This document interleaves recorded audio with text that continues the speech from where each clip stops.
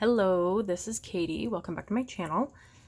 I wanted to share with you my crafty goals for 2021. This is the whole page, but I'll go over each one. And just to maybe inspire you to have some crafty goals as well. And also, some of these are somewhat tied to my biggest goal. So I will go over them. And if you want to share with me any of your crafty goals down below in the comments, that would be fun. I want to see what other people have lined up for next year. So my biggest goal, I finally decided, is to not buy any crafty supplies for as long as I can. I'm not saying it'll last the whole year, but I'll go as long as I can. And also, which will then cause me to use what I have. If I run out, which I don't see happening because I have 5 full packs of the Michaels 110-pound cardstock, and I think you get like 100 sheets. So we'll see if I run out. But I will allow myself to buy more of that, which is, I usually use a coupon at Michaels or anything they have, so it's fairly inexpensive, or any adhesive as I run out, like in my tape runner. So any non-fun items, I'll allow myself to refill if I run out, also based on these other goals that could happen. So biggest goal, try as long as I can to not buy essentially stamps, dyes, anything watercolor related, markers, anything that isn't stuff that I need to make cards with, like card base or adhesive. And then for more specific goals, I am going kind of like a per quarter. Some of these end up being per month within that quarter. I want to, every quarter, which is 3 months, use up 20 sheets of 12 by 12 paper, because I do have a lot, and I have a lot of, I have a drawer. They're all labeled by like seasonal. There's Valentine's, and then I have like stripes and polka dots as well. So I have a generalized section, but then I have like fall and Halloween, Christmas, there's specialty paper, stuff like that. So I want to start using up some of the 12 by 12 because I do reach for my 6 by 6 pads a lot more often, just because the designs are on a smaller scale, and I usually like the way that looks better, but I have too much 12 by 12, and I need to use it. So 20 sheets of 12 by 12 per quarter, as well as one full 6 by 6 paper pad per quarter, which isn't difficult. I also want to, this isn't in anywhere on this sheet here, but I also want to kind of try to work on Christmas cards before Christmas card time, before September-ish, or October, I guess. I'll be doing Halloween cards in August, most likely. But I have like Christmas paper pads I could use up as part of that goal. So I could do that in like the second or third quarter. We'll see. So a full 6 by 6 paper pad, either a brand new one I haven't opened, which is ideal, or one that I've only used a little bit out of. I would consider that a full one, and I would just use it up, the rest of it. Something I've only used like a couple sheets out of. And then mailing out individual cards. You guys make this easy, more specifically over on Instagram, where I ask you to be added to my birthday card list. So you send me your birthday and your address and name and everything, and I mail out birthday cards. Sometimes they're not on time, but it depends on when I have time to make birthday cards, which is also going to be part of my goals, and getting them out on time. So cards mailed out. This should be relatively easy to mail out at least 30 individual cards each quarter, which is only 10 per month. I think on average I have about less than 10 people in my birthday calendar. I just put you guys in my Google Calendar, and I have it on a yearly reminder, so you're on there every year. It just makes it easy. And then in the notes I put your name and address, so you're just in my Google Calendar. But I want to post that reach out more to get more people on my birthday card list, and then that will kind of take care of this goal here. And then embellishments, I don't really use them, so I came up with a good like one or the other to deal with these.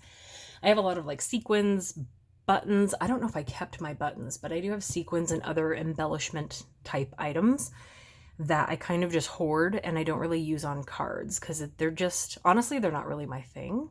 And I've collected them in the past, but I do want to try using them. So I use the embellishments I have more often instead of hoarding, or gift with cards in a little envelope, a little at a time. So I have these little tiny envelopes back when I thought I wanted to try selling sequins. That didn't work out. That are about this big, that I could, just those little clear envelopes that sequins come in, that I could like just drop a few sequins, kind of mix it up and put them in a card that would still go through the mail. For like the birthday cards that I'm sending out, I could send you guys a little bit of my embellishments at a time to use them up instead of putting them on my own cards. So like a little surprise in your envelope.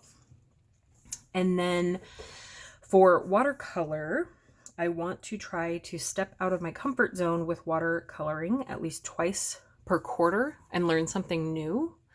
I feel like there are a lot of techniques that I've learned. There are a lot of watercolor videos that show you like techniques about how to like make watercolor look, like the saran wrap thing. If you've watched any of those videos, I'm not really interested in any of those, like adding salt to your watercolor to get like a certain effect. I would rather learn something more broad, like how to paint like a landscape. And I've been learning a lot about that, but I want to do that and practice it at least twice per quarter. So that's for watercolor. And then for supplies that I just do not use, items like embellishments, stamps, tools that I never use. If I haven't used it in a quarter, I probably won't. I will get rid of those or gift them or add them to a giveaway. I generally like my giveaways on Instagram to be new items. I don't really like giving away used things. But I may reach out to someone and ask if they want something. I had a hard time putting this on here because I really just don't sell my cards. And as I said, I am not a salesperson. So my goal will be to sell 20 cards the whole year. I don't have any ideas of how to go about that yet. And so I'll be thinking about kind of how to make that work. It'll probably be to my mom because I'll make her some cards and she pays me. So whatever, it is what it is. But I wanted to put that on there. And then for batch making, this mostly goes to the birthday cards that'll be mailed out. Batch making birthday cards for followers, which are the Instagram people who want to be added to my birthday list. If you want to be added to my birthday list, let me know down below and I'll reach out to you. Yeah. And then I will send you a birthday card. Batch make birthday cards for followers, 30 per quarter, 10 per month. So that kind of lines up with the 30 per quarter cards mailed out 10 per month, which is usually a birthday card. But to fill in those gaps, like if I only had 6 people in a month or something, I would find 4 other people to send a card to for whatever reason, whether it's family or somebody on Instagram or those people that reach out, send a card to this kid who's in the hospital and those things that go viral, where they give you the address to mail things to. So I can always fill in the gaps that way.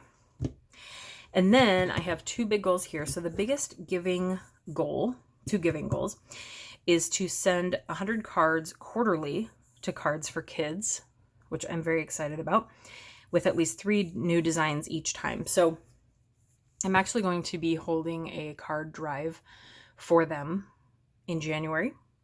And I will have a video about it. You're welcome to send in cards, and I will have a video that explains everything about it.